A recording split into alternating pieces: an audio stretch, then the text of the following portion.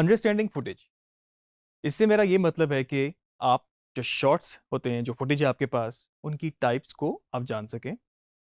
शायद आपको ये फीलिंग आती हो कि ये तो एक कैमरा पर्सन का काम है, क्योंकि उसने उसको रिकॉर्ड करना है, उसने उसको फिल्म करना है, या मे बी डायरेक्टर जो है, जो उसको इंस्ट्रक्ट कर रहा होता है, जो उसको बता डायरेक्ट कर रहा होता है कि आपने ये शॉट लेना है, इसके बाद ये शॉट लेना है, ये उनका काम है। तो एज एन एडिटर, क्या ज़रूरत है इसकी कि आपको भी ये शॉट टाइप्स पता हो?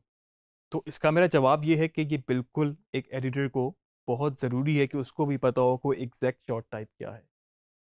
क्योंकि अगर हम एक प्रॉपर फिल्म या ब्रॉडकास्ट इन्वायरमेंट में बात करें प्रोफेशनली, तो वहाँ पर ये टर्मिनोलॉजीज यूज़ होती हैं, और इन्हीं की बेस पे आपका पेपर वर्क, आपका शॉर्ट टाइप्स के थ्रू, या आपके जिस तरह से भी आपकी कम्युनिकेशन होती है डायरेक्टर की आपसे या असिस्टेंट डायरेक्टर की आपसे, तो वो इन्हीं टर्म्स में होती है। मिसाल के तौर पे, एक कैमरा पर्सन ने अगर एक मीडियम शॉट फिल्म किया हुआ हो, और आपको मीडियम शॉट का अगर एग्जैक्टली ना पता हो, और आपके पास डिफरेंट वेरिएशंस मौजूद हों, तो आपके लिए वो ज़रा कंफ्यूजिंग हो सकता है। तो इसके लिए बहुत ज़रूरी है कि आपको एग्जैक्टली उन शॉट टाइप्स का पता हो। शॉट टाइप्स की हमने बात की, इससे पहले मैं आपको बता दूं कि शॉट होता क्या है। आप में से अक्सर ने कभी कोई लाइव मैच या कोई लाइव कॉन्सर्ट या कोई भी शो अटेंड किया होगा। तो उसमें बेसिकली क्या होता है कि अगर हम सिर्फ एक लाइव क्रिकेट मैच की बात करें, तो इस वक्त हमारे पास क्रिकेट मैच में 20+25 28 जितना भी आप ऐड कर लें, तो इतने कैमरास लगे होते हैं, और उन सब की रिकॉर्डिंग मिक्सचर होके, बेसिकली एडिट होके आपके पास स्क्रीन पे आ रही होती है। लेकिन अगर आप उसको लाइव देख रहे हैं, तो आप तो एक जगह पे बैठे हैं, आपका एक पॉइंट ऑफ व्यू है, आपका एक ही फ्रेम है जिसमें आपको वो नज़र आ रहा है। तो वहां पर बैठ के आप उस सारे एम्बियंस, उस सारे इन्वायरमेंट को तो एंजॉय कर सकते हैं, लेकिन जो आप अपनी स्क्रीन पे डिटेल में देखते हैं, वो आप वहां पर बैठ के उसको वो फील नहीं कर सकते। अब वो क्या देखते हैं आप स्क्रीन पे? तो आपके पास क्या होता है, उस सेम जगह पे जहां पर आप मैच देख रहे हैं, डिफरेंट पोजीशंस पर डिफरेंट कैमरास हैं, उनके कैमरा ऑपरेटर्स हैं, और वो हर कैमरा एक डिफरेंट शॉट टाइप आपको दे रहा है। तो वो जो different camera persons different position पर और डिफरेंट शॉट टाइप्स में आपको डिफरेंट वेरिएशन में आपको जो शॉट दे रहे हैं, या आपको जो स्क्रीन पे आपके पास इमेजेस आ रही हैं और एडिट होके आप उसको देख रहे हैं, तो वो फर्दर उसमें एक ड्रामा ऐड कर रही है, फर्दर उसमें एक इंटरेस्ट डेवलप हो रहा है, और आपको डिटेल नज़र आ रही है। आपको लॉन्ग शॉट में, चलें लॉन्ग शॉट तो एक जरा टेक्निकल टर्म है, मैं आपको कहूँ, आपका वाइड शॉट कह लें हम इसको फिलहाल अभी तक, कि वाइड शॉट में आपके पास सारा इस वक्त आपको नज़र आ रहा है। क्लोजअप में आपको डिटेल नज़र आ रही है, और अब तो इतनी इंफॉर्मेशन ऐड होती जा रही है कि आपको एक्सट्रीम क्लोजअप, आपको एक्सप्रेशन, आपको ओवर द शोल्डर, आपको हर तरह के शॉट टाइप्स आपको लाइव इवेंट में देखने को अपनी स्क्रीन पे मिलते हैं। तो हम बात कर रहे थे कि शॉट क्या है। तो ये जो कैमरा पर्सन्स आपको डिफरेंट लोकेशंस पे जाके जो इमेजेस, जो फ्रेम बना रहे होते हैं, इनको हम कहते हैं शॉट। और ये डिफरेंट शॉट एडिट होके आपको फाइनल फॉर्म में अपनी स्क्रीन पे नजर आते हैं। तो ये जो शॉट्स होते हैं, ये कितने टाइप्स के होते हैं, इनकी क्या क्या वेरिएशन होती है, इस पे हम नजर डालते हैं। मेजरली हम इनको दो पार्ट्स में डिवाइड कर सकते हैं। एक तो हमारे पास बेसिक शॉट्स, और दूसरा हमारे पास कॉम्प्लेक्स शॉट। बेसिक शॉट में आपके पास long shot, medium shot, close up, over the shoulder, two shot, इस तरह के शॉट्स इन्वॉल्व हैं। ये ज़्यादातर स्टैटिक शॉट्स हैं, इनमें मूवमेंट नहीं है, इनमें आपके कैमरे की या आपकी फोकल लेंथ की मूवमेंट नहीं है। और जो कॉम्प्लेक्स शॉट हैं, उसमें आपकी मूवमेंट इन्वॉल्व है। वो कैमरे की मूवमेंट हो सकती है, वो लेंस की मूवमेंट हो सकती है, वो सब्जेक्ट की मूवमेंट हो सकती है, या इन सब के कम्बिनेशन से भी जाके वो चीज़ बन सकती है। आइए हम एक नज़र डालते हैं बेसिक शॉट्स पे। और इन बेसिक शॉट्स को समझने से पहले मैं आपको एक टिप भी दे दूं कि आप अगर एडिटर के तौर पे काम करते हैं, और आपका प्लान है कि आप खुद चीज़ों को फिल्म भी करें, एज एन कैमरा पर्सन आप खुद उसको रिकॉर्ड करें और खुद बाद में उसको एडिट करें, तो इन शॉट्स को तो आप रट लें, बिल्कुल इसको आप रट लें। क्योंकि ये जो है, ये बेसिक आपकी कन्वेंशंस हैं। आप इसको कंपेयर कीजिएगा किसी भी फीचर फिल्म में, किसी भी हॉलीवुड लेवल फिल्म में, या किसी भी सिनेमा की फिल्म ब्रॉडकास्ट के किसी भी शो से, तो आपको ये सारी शॉट टाइप्स उसमें नज़र आएंगी।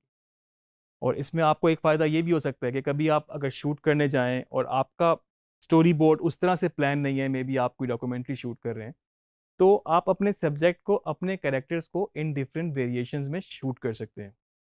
और इसके बाद फिर आप उसको, आपके पास एडिट में पॉसिबिलिटीज बढ़ जाती हैं, आपके पास ऑप्शन ज़्यादा, आपके पास चॉइसेस ज़्यादा हो जाती हैं। तो ये जो बेसिक शॉट्स हैं ये क्या हैं? सबसे पहले हम बात करते हैं लॉन्ग शॉट। और लॉन्ग शॉट में हमारे पास फर्दर जो इसकी वेरिएशन है वो है एक्सट्रीम लॉन्ग शॉट, वो है हमारे पास वेरी लॉन्ग शॉट, और हमारे पास long shot. Extreme long shot में अगर आप देखें तो इस वक्त जो है आपके पास एक बहुत ही वाइड फ्रेम है। आपके पास आपका सब्जेक्ट, जो आपका कैरेक्टर है, वो भी आपको नज़र आ रहा है, और जो उसके इर्द गिर्द इन्वायरमेंट है वो भी आपको काफ़ी ज़्यादा नज़र आ रहा है। बहुत ज़्यादा डिटेल इसमें आपको नज़र नहीं आएगी क्योंकि ये बहुत वाइड शॉट है। उसके बाद जो वेरी लॉन्ग शॉट है वो इसका थोड़ा सा टाइटर वर्जन, आपका जो कैमरा है वो थोड़ा सा और जूम इन हो गया है। इसमें आपका सब्जेक्ट आपको पूरा नज़र आ रहा है, आपका इन्वायरमेंट भी आपको नज़र आ रहा है, लेकिन as compare to extreme long shot ये थोड़ा सा जूम इन ज़्यादा हुआ। अगर हम सिंपल लॉन्ग शॉट की बात करें तो इसमें जो आपका सब्जेक्ट है वो आपको सर से लेके पाँव तक पूरा नज़र आ रहा है, और थोड़ा सा हेडरूम, एक डिसेंट हेडरूम है सर के ऊपर भी और थोड़ा सा पाँव के नीचे भी, तो आपको एक पूरा सब्जेक्ट अपना नज़र आ रहा है। इसके बाद अगर हम बात करें मीडियम शॉट की, तो मीडियम शॉट में भी आपके पास मीडियम लॉन्ग शॉट है, आपके पास एक मीडियम शॉट है, और आपके पास एक मीडियम क्लोजअप है। अगर हम मीडियम लॉन्ग शॉट की बात करें तो इस वक्त जो हमारा सब्जेक्ट है, हमें थोड़ा सा एक डिसेंट हेडरूम है, उसके सर के ऊपर थोड़ी स्पेस है, और नीचे घुटनों तक वो उसका शॉट है। थोड़ा सा इन्वायरमेंट भी विजिबल है कि वो किस जगह पर है, और मेजर इसका जो पॉइंट है वो ये है कि वो सर से लेके घुटनों तक आपको अपना सब्जेक्ट नजर आ रहा है। इसके बाद जो सिंपल मीडियम शॉट है उसमें आपको सर से लेके वेस्ट तक, जो आपकी वेस्ट लाइन है, यहां तक आपको अपना सब्जेक्ट नजर आ रहा है। मीडियम क्लोजअप थोड़ा सा इससे ज़्यादा और जूम है, और वेस्ट लाइन से थोड़ा सा ऊपर होके आपके पास आपका सब्जेक्ट जो है आपको सर से लेके चेस्ट के थोड़ा नीचे तक नज़र आ रहा है। अब हम बात करते हैं क्लोजअप की। क्लोजअप में आपके पास simple close up, big close up, extreme close up जैसी ऑप्शन मौजूद है। क्लोजअप में आप देख सकते हैं कि आपको अपने सब्जेक्ट का पूरा चेहरा सर से लेके उसकी चिन तक पूरा फ्रेम में नज़र आ रहा है।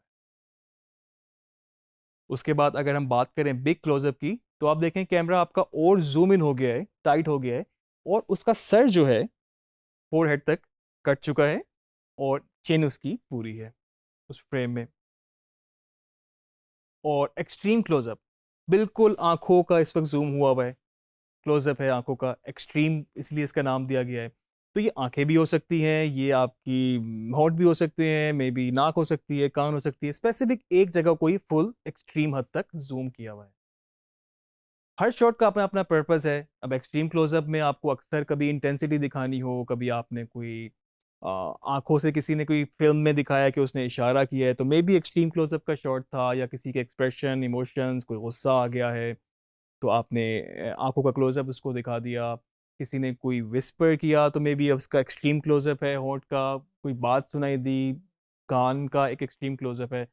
तो हर शॉट, ख्वाह वो लॉन्ग शॉट हो, मीडियम शॉट हो या क्लोजअप हो, हर एक का अपना अपना एक पर्पस होता है। और फिल्म की लैंग्वेज में इसको जब यूज़ करते हैं तो पर्पसली ही यूज़ करते हैं। वेरिएशन एक अपनी जगह, लेकिन एक फिर भी पर्पसली इसको यूज़ किया जाता है ताकि एक आपका नैरेटिव और इंटरेस्ट बिल्ड होता रहे। इसके बाद दो और शॉट हैं जो बेसिक शॉट्स कैटेगरी में फॉल करते हैं। वो है आपके पास टू शॉट और over the shoulder shot. Two shot जैसे नाम से ही आपको क्लियर है, दो लोग होते हैं इसके अंदर। अगर दो लोग आपस में बात कर रहे हैं, ख्वाह वो खड़े हुए हैं या बैठे हुए हैं, और दोनों ही आपके एक फ्रेम के अंदर आ रहे हैं बेसिकली, तो आप उसको टू शॉट का नाम देंगे। ओवर द शोल्डर शॉट में आपके पास शोल्डर के पीछे कैमरा रखा होता है, और आपका जो सब्जेक्ट है, जो आपका करेक्टर है, दो लोग मतलब अगर आपस में बात कर रहे हैं तो आपको एक का चेहरा नजर आ रहा है और दूसरे का आपको शोल्डर नजर आ रहा है, यानी कि थोड़ा सा उसकी बैक, साइड और शोल्डर नज़र आ रहा है। और इस तरह से जब आपको सेकंड बंदे का फिल्म करना होता है तो आप अपनी उसी कैमरे को शिफ्ट करते हैं और आप फिर दूसरे के शोल्डर और दूसरा सब्जेक्ट आपको नज़र आना शुरू हो। ये नॉर्मली आपको दो लोगों की कन्वर्जेशन में ही नज़र आएगा और इससे आपको जस्टिफाई भी हो जाता है कि किससे बात हो रही है, किस एंगल से बात हो रही है और आई लाइन किस तरफ है। और फिल्म मेकिंग में इसका खासा इस्तेमाल किया जाता है। ये थे आपके बेसिक शॉट टाइप्स। मैं अगेन आपसे कहूँगा कि आप इनको प्रैक्टिस करें, आप इनको रिकॉर्ड करें। तो आपके पास मोबाइल फ़ोन वाला कैमरा है या आपके पास कोई DSLR है, आप इनको रिकॉर्ड करें, आप इनको प्रैक्टिस करें और इनको एक साथ कंपाइल करें।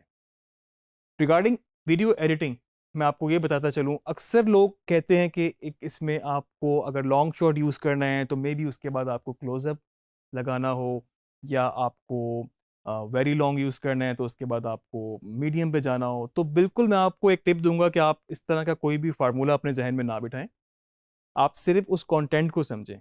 हमने बहुत सारे केसेस में देखा है कि अगर हम एक एग्जांपल इस वक्त ये लें कि आप शुरू में ही सब कुछ एक्सट्रीम लॉन्ग शॉट में या लॉन्ग शॉट में अपना सब्जेक्ट के साथ इन्वायरमेंट भी रिवील कर देते हैं और उसके बाद फिर आप डिफरेंट शॉट्स वेरिएशन में कट करके अपनी स्टोरी बना रहे होते हैं। और हमने कई केसेस में ऐसा भी देखा है कि टोटली रिवर्स शुरू होता है, like maybe extreme close up से आपका सीक्वेंस या आपका सीन शुरू हो, उसके बाद आप डिफरेंट शॉट टाइप्स में गए और एंड में जाके आपने रिवील कर दिया कि आप किस इन्वायरमेंट में बैठे हैं और ओवरऑल आपके इर्द गिर्द क्या है। तो आप इसको बिल्कुल डिफरेंट तरीके से, डिफरेंट अप्रोच से आप इसको यूज़ कर सकते हैं। मेन चीज़ है आपको पर्पसली आप इन शॉर्ट्स को यूज़ करें, कंटेंट वाइज इसको यूज़ करें, सोच समझ के यूज़ करें। जहाँ पर आपको ज़रूरत हो वहाँ पर जाके आप उस शॉर्ट को चेंज करें, तो आपके एडिटिंग में, आपकी स्टोरी टेलिंग में एक बहुत बेहतर फ़र्क होगा। तो ये कुछ हमने बेसिक शॉर्ट्स देखे। अब मैं आपको कुछ बताता हूँ कॉम्प्लेक्स शॉर्ट्स। नाम ही कॉम्प्लेक्स है तो थोड़ा सा आप समझ सकते हैं कि ये इसको फिल्म करना भी थोड़ा सा ज़रा कॉम्प्लेक्स हो सकता है और मे बी इनको यूज़ करना, अपने एडिट के अंदर फिट इन करना भी थोड़ा सा टेक्निकल हो सकता है। आपको कुछ चीज़ों का ख्याल इसमें रखना पड़ेगा। तो सबसे पहले इसमें मेरे पास जो है बेसिकली वो लेंस मूवमेंट है।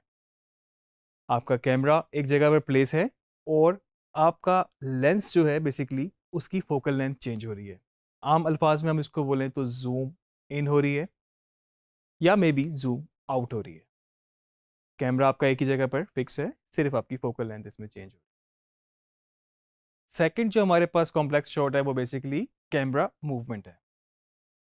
तो उसमें अगर हम इमेजिन कर लें कि कैमरा हमारा एक ट्राइपॉड के ऊपर है और उसको हम मूव कर रहे हैं, मे बी हम उसको टिल्ट कर रहे हैं। हमारा शॉट शुरू हुआ है आसमान से और उसको हम मूव करते करते, टिल्ट करते करते हम उसको ले आए अपने सब्जेक्ट पे जो कि इस वक्त ज़मीन पे खड़ा है, या फिर हमने उसको पैन करना शुरू किया। अक्सर आपने देखा हो कि कैमरा आपका एक जगह पर है और वहाँ से वो पैन होना स्टार्ट हुआ, आपका शॉट पैन होता होता दूसरी जगह पे चला गया, सेम टाइम एंड स्पेस में रहते हुए। तो इसमें हम कैमरा मूवमेंट इन्वॉल्व हो जाती है। इसमें हम टिल्ट अप, टिल्ट डाउन कर सकते हैं, हम इसमें पैन कर सकते हैं राइट टू लेफ्ट या लेफ्ट टू राइट में हम इसको यूज़ कर सकते हैं। एक आपको मैं टिप दे दूं इसमें कि आप जब भी इसको यूज़ करें रूल वाइज, आपकी जो मूवमेंट होती है बेसिकली इसकी शॉट की, तो आप स्टैटिक से शुरू होती है और जहाँ पे जाके वो रुकती है तो वहाँ जाके आपका शॉट कंप्लीट होता है। तो आपने उसको मूवमेंट के बीच में बेसिकली नहीं काटना होता, ये रूल के खिलाफ है। कई केसेस में हमें नज़र आता है कि बीच में कट हो जाता है। मे बी वो तब होता है जब आप कोई मोन्टाज बना रहे हो, मोन्टाज हम आगे डिस्कस ज़रूर करेंगे। या इस तरह भी होता है कि अगर वो मूवमेंट पे ही कट हुआ है तो नेक्स्ट शॉट भी मूवमेंट के बीच से ही शुरू हुआ है, वो स्टैटिक शॉट नहीं है। तो जब आपका शॉट मूवमेंट पे होगा और मूवमेंट में ही अगर आपने कट कर दिया और नेक्स्ट शॉट स्टैटिक है तो वो रूल के खिलाफ है। वो आपको देखने में भी आपको एक अजीब सा उसमें जर्क लगेगा, जंप लगेगा, और वो वैसे भी आपको इस तरह से प्रैक्टिस नहीं करनी चाहिए। तो ये टिप मैं आपको इसलिए भी दे रहा हूँ कि अगर आप जब अपना फिल्म कर रहे होते हैं तो आप थोड़ा सा ड्यूरेशन को भी जहन में रखें। मिसाल के तौर पे आपने सिर्फ एक 1.5 मिनट या 2 मिनट का एक न्यूज़ रिपोर्ट या एक पैकेज ही क्यों ना बनाना हो, तो उसमें अगर आप बहुत ही लंबा पैन या बहुत ही लंबा ड्यूरेशन का टिल्ट दे देंगे तो उस शॉट को उस स्ट्रक्चर के अंदर, उस एडिट के अंदर एडजस्ट करना आपके लिए मुश्किल हो सकता है। तो मे बी उसमें आपको 5 सेकेंड, 4 सेकेंड, 6 सेकेंड मैक्सिमम का आपको पैन या टिल्ट देना चाहिए, ना कि आप उसको 15 सेकंड 20 सेकंड पे लेके जाएं, वो आपका उसके अंदर फिट इन नहीं होगा। इसके बाद जो हमारे पास कॉम्प्लेक्स शॉट है उसमें बेसिकली कैमरे की मूवमेंट भी इन्वॉल्व है और साथ में लेंस की भी मूवमेंट इन्वॉल्व है। आपने अक्सर कभी देखा होगा फिल्म की रिकॉर्डिंग के वक्त आपको एक ट्रैक सा नज़र आएगा और उसके ऊपर कैमरा फिट हुआ हुआ होगा और आप उसको मूव कर रहे होंगे। अब उस ट्रैक मूवमेंट में बेसिकली आपका कैमरा भी फिजिकली मूव हो रहा है और साथ में आपको अपनी लेंस को भी मूव करना पड़ रहा है। अब आजकल आपको जिप की सूरत में भी ये नज़र आते हैं, या फिर मे बी आप अब तो ड्रोन भी आ गए हैं, ड्रोन में भी आपके पास मूवमेंट और सारी चीज़ें होती हैं इस तरह से। तो आपके पास ये बेसिकली कॉम्प्लेक्स शॉट में मूवमेंट इन्वॉल्व हो जाती है, जिसमें कैमरा आपका कहीं पर माउंट हुआ हुआ है या मे बी ट्रैक पर है और उसके बाद कैमरे की भी मूवमेंट है और साथ में लेंस की भी मूवमेंट। फोर्थ में इसमें अगर बात करूं तो सब्जेक्ट भी इसमें ऐड है, सब्जेक्ट की मूवमेंट भी इसमें ऐड हो गई है। तो अब आप सोचें कि आपका सब्जेक्ट मे बी आप कोई इवेंट कवर कर रहे हैं जिसमें रेस है, रनिंग है, और अब पूरा लैप पूरा करना है और उसके बाद आपके पास कैमरे की पोजीशनिंग है। तो एक सब्जेक्ट जिसको आप फिल्म कर रहे हैं, अब वो मूवमेंट में है। अब आपका जो शॉट टाइप है वो डिसाइड करता है कि आपने उसको फॉलो करना है, या आपका कैमरा में भी स्टैटिक होगा, एक जगह पर माउंट होगा, एक जगह प्लेस होगा और उसके बाद आपका सब्जेक्ट मूव कर जाएगा। अगर आपने उसको फॉलो करना है तो आपको उसको फॉलो के साथ मूवमेंट भी अपने कैमरे की ऐड करनी है। तो आपका सब्जेक्ट भी मूवमेंट में आ गया, आपका कैमरा भी मूवमेंट में आ गया, और उसी हिसाब से आप उसमें अगर कोई पैन टिल्ट हो रहा है तो आपको वो पहले से उसको प्लान करना पड़ता है, ना कि आप मौके पे कंफ्यूज सा एक शॉट दें तो वो शॉट भी आपका सही नहीं होगा। तो ये थे हमारे कुछ कॉम्प्लेक्स शॉट्स। अगर मैं इसको क्विकली समराइज करूं तो कॉम्प्लेक्स शॉट में आपके पास पैन हो सकता है, आपके पास टिल्ट हो सकता है, आपके पास पैन और टिल्ट दोनों एक साथ हो सकते हैं, आपके पास लेंस मूवमेंट हो सकती है, आपके पास लेंस मूवमेंट और पैन का कम्बिनेशन हो सकता है, या आपके पास लेंस मूवमेंट और टिल्ट का कम्बिनेशन हो सकता है, सब्जेक्ट मूवमेंट हो सकती है, सब्जेक्ट मूवमेंट के साथ आपका कैमरा पैन भी हो सकता है, और सब्जेक्ट मूवमेंट के साथ आपका कैमरा टिल्ट भी हो सकता है। तो ये सारे कॉम्प्लेक्स शॉट हैं, बड़ा स्मार्टली आपको इसको प्लान करना होता है, और जब ये सही तरीके से एग्जीक्यूट हो जाए फिर आप इसको अपने एडिट में यूज़ करते हैं। तो आपको पता होना चाहिए कौन सा शॉट सही है, कौन सा शॉट नहीं है। अगर एक पैन पूरा नहीं हो सका, मे बी एक सब्जेक्ट को वो फॉलो कर रहा है और सब्जेक्ट आपका फ्रेम से पहले या बाद में आउट हो गया है, तो आपको पता चल जाएगा कि ये शॉट सही नहीं है। मे बी उसके बाद आपके कैमरा पर्सन ने एक और वेरिएशन शूट की हो, तो आपको इसलिए अपनी फुटेज को प्रीव्यू करना भी ज़रूरी होता है। तो ये कॉम्प्लेक्स शॉट जो थे बेसिकली आपको आपके एडिट में कंबाइन होते हैं बेसिक शॉट्स के साथ, तो तब जाके आपका एक सारी स्टोरी बनती है।